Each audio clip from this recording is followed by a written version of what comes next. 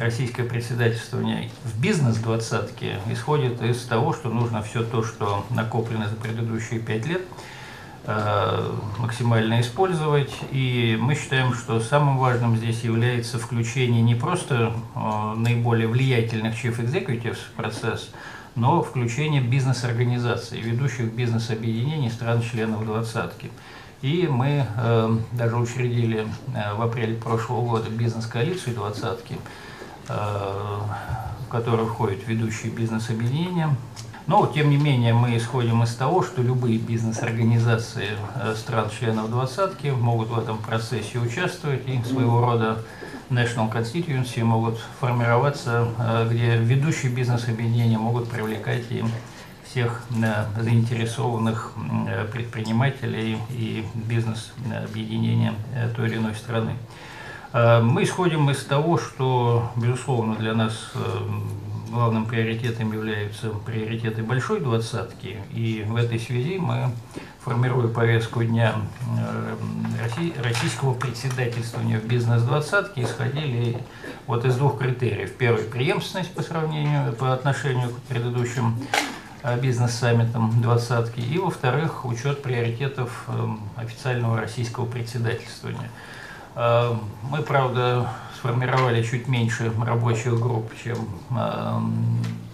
российское официальное председательство в Большой двадцатке, но, тем не менее, все темы, которые обозначает Ксения Валентиновна в своих выступлениях, презентациях и так далее, которые исходят из интересов, естественно, и председателя Владимира Владимировича Путина, мы, естественно, учитываем.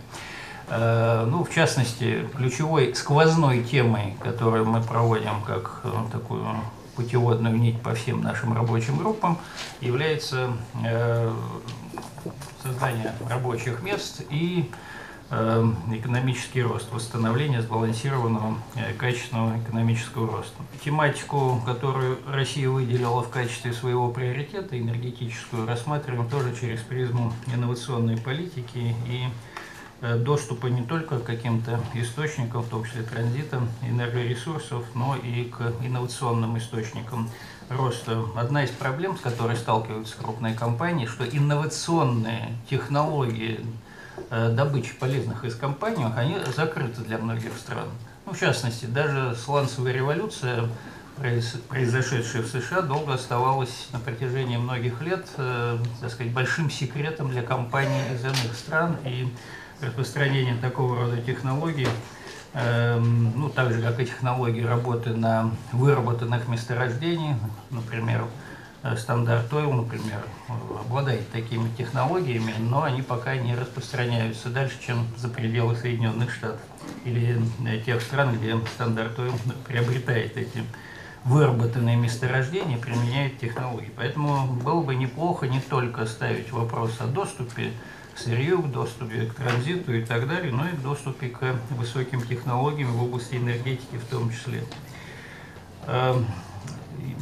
Тема создания рабочих мест у нас идет и как отдельная тема, она связана в том числе и с инвестициями, социальными инвестициями, инвестициями в человеческий капитал.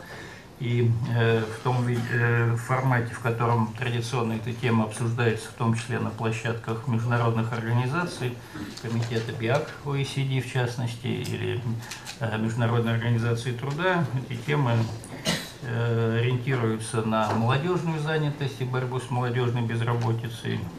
Кстати сказать, для меня было неожиданно, что президент Путин в послании Федеральному собранию упомянул тему ученичества как форма обеспечения занятости. Вроде совсем конкретная тема, но для МОД и Международной организации работодателей, для профсоюзов одна из традиционных и классических тем на этой площадке. И, безусловно, для нас важна вот оценка эффективности исполнения рекомендаций двадцатки. Мы специальную рабочую группу, которая мне поручена возглавить, создали по оценке эффективности диалога бизнес-двадцатки и большой двадцатки. Мы, конечно, рассчитываем на то, что наши рекомендации в той или иной степени будут имплементированы в текст финальных документов большой двадцатки, рассчитываем на плотную работу с шерпами, с финансовым треком. И проценты мы здесь считать, безусловно, не будем, сколько наших предложений найдет свое отражение в рекомендациях, в финальных коммюнике, но считаем, что здесь важно не только оценивать, так сказать, текстуально, сколько предложений вошло, но и оценивать предшествующие предложения. В частности, предложения, которые нужно корректировать. То есть не просто смотреть, что удалось выполнить, а что не удалось. Важно посмотреть, что и не могло быть выполнено с учетом того, что ситуация меняется в мире. И то, что 5 лет назад или 3 года назад было актуально, сейчас уже по-другому смотрится. Поэтому какие-то решения нужно, безусловно, корректировать. И мы считаем, что вот такого рода анализ, безусловно, должен быть сделан. Мы, кроме того, что привлекаем ведущие организации бизнеса и считаем, что это их задача консолидировать национальный бизнес по формулированию своей точки зрения, но, безусловно, мы хотели бы и работаем уже плотно с международными глобальными консультационными фирмами, будь то McKinsey, Boston Consulting, Ernst & Young. Работаем с, как я уже говорил, с OECD, Международной торговой палатой, с Давосским экономическим форумом. То есть и в плане, так сказать, интеллектуальной подпитки, и в плане публичного обсуждения мы, как говорится, хотели бы быть открытой структурой. Для нас важно, безусловно, продвижение позиции бизнеса в максимальной степени. Хотел еще одну тему затронуть, это взаимодействие восьмерки, двадцатки и других структур. Часть тематики, вообще-то говоря, спорная. Спорные территории есть. Например, тематика торговли, борьба с протекционизмом и проблематика ВТО. По-моему, двадцатка и ВТО спорят, надо ли двадцатке обсуждать тематику торговли, если есть ВТО как организация, в которой теперь уже все участвуют, в том числе и Россия. Поэтому нужно выделить, видимо, ключевые проблемы. Ну, наверное, обсуждать судьбу Дохийского раунда торговых переговоров можно и на двадцатке, но понятно, что это скорее ответственность самой Всемирной торговой организации. А вот обсуждать, например, новые мандаты этой организации вполне может двадцатка. Ну, в частности, отдавать ей IPR или инвестиции и так далее. Либо этим регулированием этих вопросов должны заниматься другие институты, в том числе и существующие. Или надо все-таки, как говорится, комплексный подход реализовывать. То есть мне кажется, что здесь, безусловно, есть тема. Так же, как есть тема, и Габриэлла упомянул, что Россия в состоянии присоединения к OECD, но замечу, что это моя точка зрения, может, я ошибаюсь, что процесс присоединения к России к ОЭСР идет несколько странным образом. А именно, все то, что не удалось на двусторонней основе урегулировать в процессе присоединения России к ВТО, все страны выкатили по новой.